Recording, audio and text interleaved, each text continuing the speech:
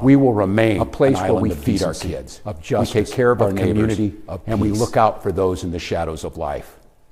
We're an island of decency in a country being driven towards cruelty. This is not edited. This is how Tim Walz's big speech live streamed. But as bad as it's been, Donald Trump intends for it to get worse.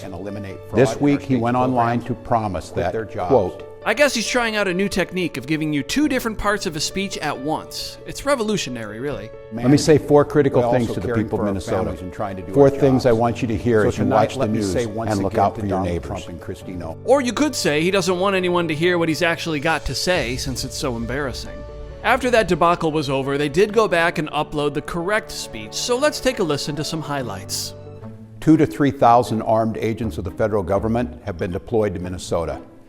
Armed, masked, under-trained ICE agents are going door to door, ordering people to point out where their neighbors of color live. They're pulling over people.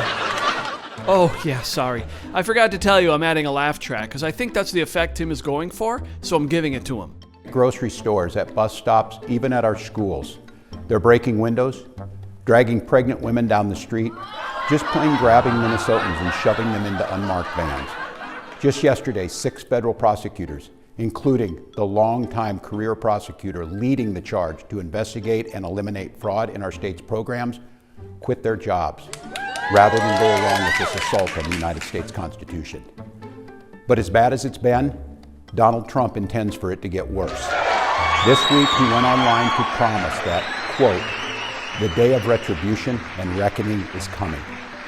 All across Minnesota, people are stepping up to help their neighbors who are being unjustly and unlawfully targeted.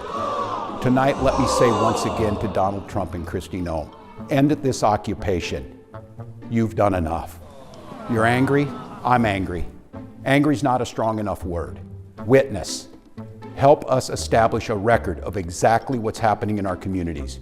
You have an absolute right to peacefully film ICE agents as they conduct these activities. Help us create a database of the atrocities against Minnesotans, not just to establish a record for posterity, but to bank evidence for future prosecution. Minnesota, how incredibly proud I am of the way that you've risen to meet this unbearable moment. But I'm not at all surprised, because this is who we are.